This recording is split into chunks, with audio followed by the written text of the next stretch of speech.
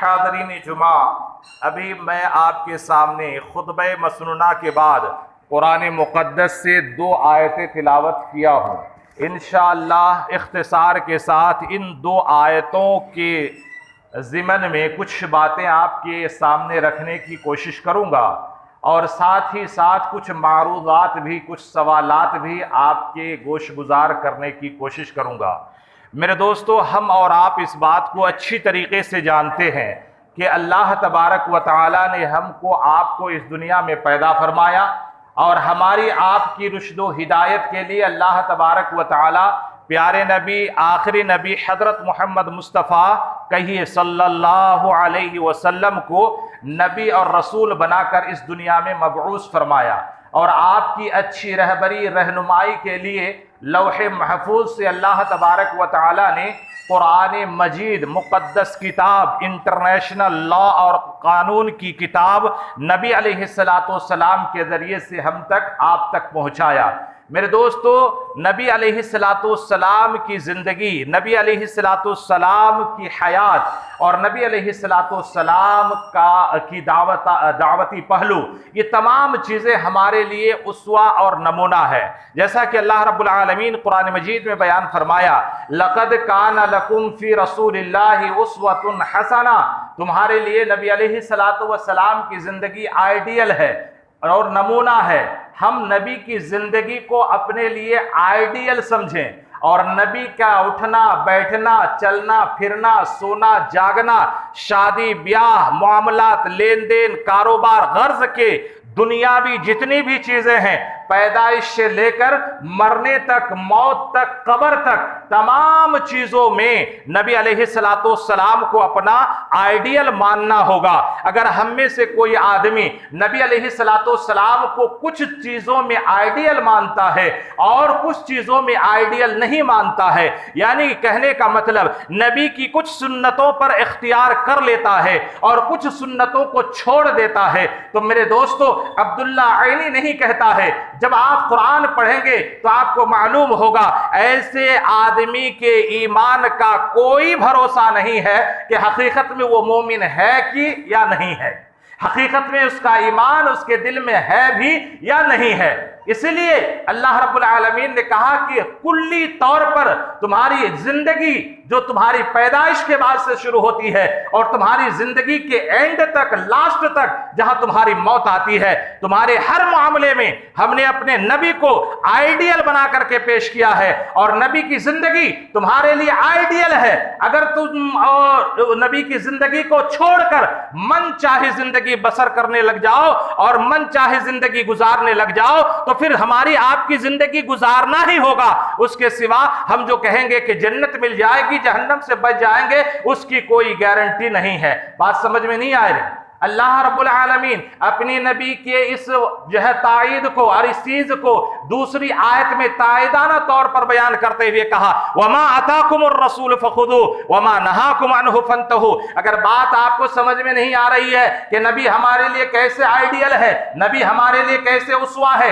نبی کی سیرت، نبی کی صورت، نبی کی زندگی ہمارے لیے، نبی کا عمل ہمارے لیے کس طرح کا آئیڈیل ہے، اگر نہیں سمجھ میں آیا تو اس آیت کو سمجھو۔ اللہ رب العالمین نے فرمایا، وَمَا أَتَاكُمُ الرَّسُولُ فَخُذُوهُ، رسول تمہیں جس بات کے کرنے کا حکم دے فَخُذُوهُ، اس کو پکڑ لو، اس کو لازم پکڑو۔ وَمَا نَهَاكُمْ عَنْهُ فَانْتَهُوا، اور نبی جس چیز سے تمہیں روک دے، منع کر دے، اسے تم باز آ جاؤ، رک جاؤ۔ اللہ اکبر، کتنا بڑا میسج ہے اللہ رب العالمین کا لوح محفوظ سے قرآن مجید کے اندر کہ نبی ہمارے لیے اسوہ ہے، نمونہ ہے، آئیڈیل ہے۔ نبی جن باتوں کے کرنے کا حکم دے تمام مومنوں کو بغیر کسی چون چرا کے اسے اختیار کرنا ہوگا، اور نبی جن کاموں سے ہم کو آپ کو روک دے بغیر کسی چون چرا کے، بغیر کسی قیل و قال کے، بغیر کسی ٹال مٹول کے، ان تمام چیزوں کو چھوڑ دینا ہوگا۔ میرے دوستو، یہی ہے اتباع اور یہی ہے پیروی، اور اللہ رب العالمین قرآن مجید کے اندر اتباع کی کئی آیتیں نازل فرمایا، یا ایھا الذین آمنوا اطیعوا اللہ واطیعوا الرسول، اے ایمان والو تم اللہ کی اطاعت کرو اور رسول اللہ صلی اللہ علیہ وسلم کی اطاعت و فرما برداری کرو۔ قرآن میں بے شمار آیتیں آپ کو مل جائے گی۔ اب میں آپ سے ایک معروض پیش کرنا چاہتا ہوں، آپ سے ایک سوال کرنا چاہتا ہوں۔ میرے دوستو، جب اللہ تبارک و تعالی تعالیٰ ان دو آیتوں میں کھلے لفظوں کے ساتھ ہم کو آپ کو بتا دیا کہ تمہارا اٹھنا بیٹھنا چلنا پھرنا سونا جاگنا صبح سے شام تک یا پیدائش سے موت تک پوری زندگی نبی کو اپنا اسوہ بنا کر مان کر چلنا ہوگا۔ میرے دوستو ہم اور آپ جب معاشرے کے اندر دیکھتے ہیں تو بہت ساری چیزیں ایسی نظر آتی ہے کہ اس سے ہمارا آپ کا کوسوں دور تک کوئی تعلق نہیں ہوتا ہے، حالانکہ وہ سنت ہے، یعنی اس سنت کو ہم اور آپ چھوڑ چکے ہیں۔ میرے دوستو یہ کہہ کر یہ تو سنت ہے، عمل کر لیے تو فبیہا، عمل نہیں کیے تو گنہگار تو نہیں ہو جائیں گے، اس لیے ہم نے آپ نے اس سنت کو نظر انداز کر دیا۔ حالانکہ سنو نبی کا حکم کیا ہے سنت کے بارے میں، نبی نے کیا بیان فرمایا؟ علیکم بسنتی وسنت الخلفاء الراشدین المہدیین۔ جن سنتوں کو معمولی سمجھ کر، چھوٹی سمجھ کر، حقیر سمجھ کر ہم اور آپ چھوڑ دیتے ہیں، اس کے اوپر عمل نہیں کرتے ہیں، انہی سنتوں کو بھی اور بڑی بڑی سنتوں کو بھی، ہر دونوں سنتوں کی طرف اشارہ کرتے ہوئے نبی نے اپنے امتیوں کو یہ پیغام سنایا، یہ حکم دیا، یہ آرڈر نافذ کیا کہ علیکم بسنتی، تمہارے اوپر ہماری سنت پر عمل کرنا لازم ہے، ضروری ہے، کمپلسری ہے کہ تم ہماری سنت کو لازم پکڑو۔ علیکم بسنتی وسنت الخلفاء الراشدین المہدیین، صرف میری ہی سنت نہیں بلکہ میرے صحابہ کرام جو خلفاء راشدین ہیں، جو حاکم وقت ہیں، جو سیاست کے بڑے بڑے ماہر ہیں۔ اللہ کے رسول صلی اللہ علیہ وسلم نے فرمایا خلفاء راشدین، اشارہ چار خلیفہ، حضرت ابوبکر صدیق رضی اللہ عنہ، حضرت عمر فاروق رضی اللہ عنہ، حضرت عثمان غنی رضی اللہ عنہ، حضرت علی رضی اللہ عنہ، ان کے علاوہ جتنے بڑے بڑے صحابہ کرام ہیں ان تمام صحابہ کرام کی طرف اشارہ ہے کہ علیکم بسنتی وسنت الخلفاء الراشدین المہدیین، ہدایت یافتہ صحیح راستے پر چلنے والے جتنے بھی صحابہ کرام ہیں ان تمام صحابہ کرام کا بھی طریقہ اختیار کرنا، کب؟ جب نبی کے طریقے میں وہ چیز موجود نہ ہو، لازم ہے، اور لازم ہی نہیں بلکہ نبی علیہ السلام نے حکم دیا کہ اس کو تم اپنے مضبوط دانتوں سے ان سنتوں کو پکڑ لو، عضو علیہا بالنواجذ،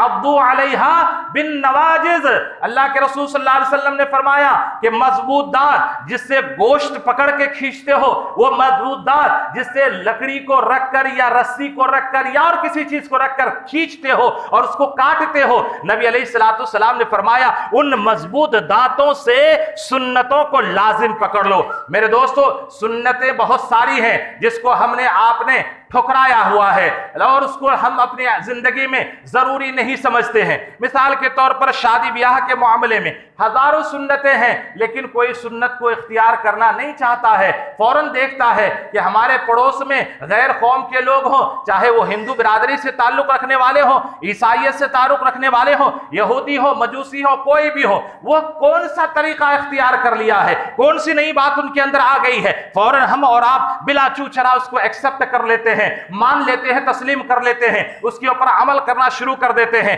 اور اس کے خلاف جب ہماری طرف کوئی عالم آواز اٹھاتا ہے تو اس عالم کی نکتہ چینی شروع ہو جاتی ہے کہ یہ مولوی ایسا کہتا ہے، یہ عالم ایسا کہتا ہے، مولوی کہنے والا کون، ہماری زندگی میں مولوی روکنا ڈالنے والا کون، ہمارے عمل میں مولوی ہمیں ٹوکنے والا کون، مولویوں پر نکتہ چینی شروع ہو جاتی ہے، جس کے پرینام میں، جس کے نتیجے میں علماء کرام اپنی اپنی زبانوں کو بند کر لیتے ہیں، پھر اس بات کو کھل کر بول نہیں سکتے یا بولتے نہیں، جانتے ہیں کہ یہ چیز ناجائز ہے، دیکھتے ہیں یہ حرام ہے، دیکھتے ہیں یہ غلط ہے، دیکھتے ہیں یہ کتاب و سنت سے ہٹ کے ہیں، دیکھ رہے ہیں یہ صحابہ کرام کے عمل سے ہٹ کے ہیں، لیکن عالم کی ہمت نہیں ہوتی ہے، بلکہ وہ عالم بھی انہی علماء جو ہے لوگوں کے سامنے جو ہے بالکل سلنڈر ہو جاتا ہے اور انہی کے رخش قدم پر چلنا شروع کر دیتا ہے۔ یہ یہودیوں کی نقالی ہے اور یہودیوں میں ایسا ہی ہوا تھا، اسی لیے تو اللہ رب العالمین نے اس قوم کو ہلاک اور برباد کیا۔ اس کے پڑھے لکھے لوگ، اس کے راہب و رہبان، اس کے ماننے والے عالم علماء